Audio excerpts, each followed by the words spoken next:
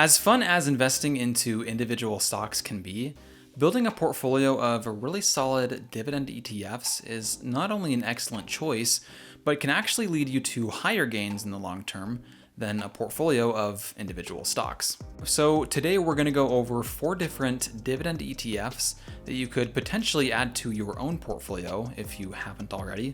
And speaking of things that you should be investing in if you aren't already, my channel is something you can definitely invest in, and you can do that by hitting that subscribe button or maybe even the like button as well. But in all seriousness, let's jump into some of the best dividend ETFs to consider owning in your portfolio for that passive monthly or quarterly income.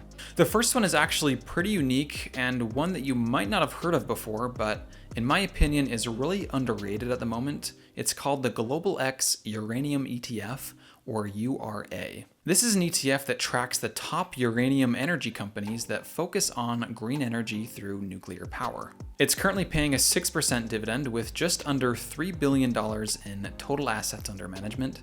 And since this specific sector has been increasingly profitable as of recently, the 5-year return for this ETF is over 170%, including dividend payouts. Now, 2 things to keep in mind of when studying this ETF is that its expense ratio isn't crazy low. It's at 0.69%, which is on sort of the higher end when it comes to expenses.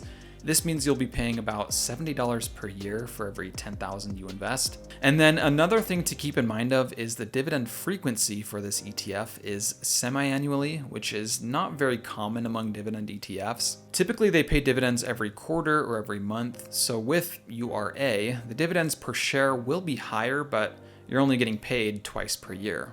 But I do think it's a great dividend ETF to have in your portfolio to diversify your dividend income source. So this next one is kind of a 2-in-1. It's both QYLD, which I know a lot of you might already be familiar with, and QYLG.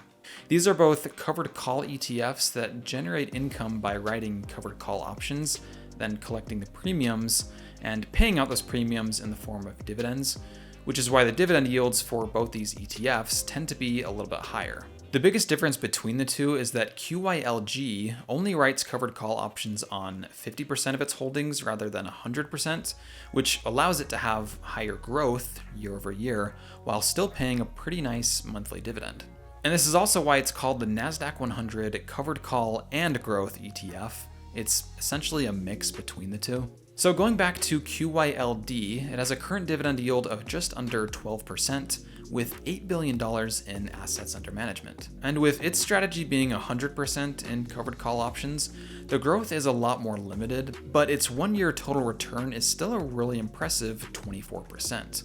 And both QYLD and QYLG have the same expense ratio at 0.60%, which again is still kind of on the higher end for an ETF, but that is because they're both actively managed. Now this brings us to QYLG that currently has a 5.3% dividend yield, so about half that of QYLD, but has returned over 38%, including dividends over the 1-year time frame. And again, that is because it's not entirely focused on paying out income, allowing more exposure to long-term capital growth. So pairing both QYLD and QYLG together is another great way to increase that dividend income in your own portfolio. The last one is actually one that I haven't yet covered on my channel before, but definitely one worth talking about. It's DIVB, or the iShares Core Dividend ETF. Now this is another one of my favorites because it comes with those really consistent dividend payments while continuing to grow year over year, and it's actually very comparable to the king of all dividend ETFs, SCHD.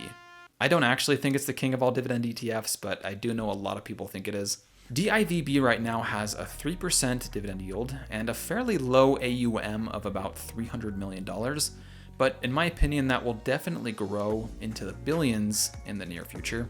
Something I really like about this dividend ETF is how high quality the stocks are in its portfolio.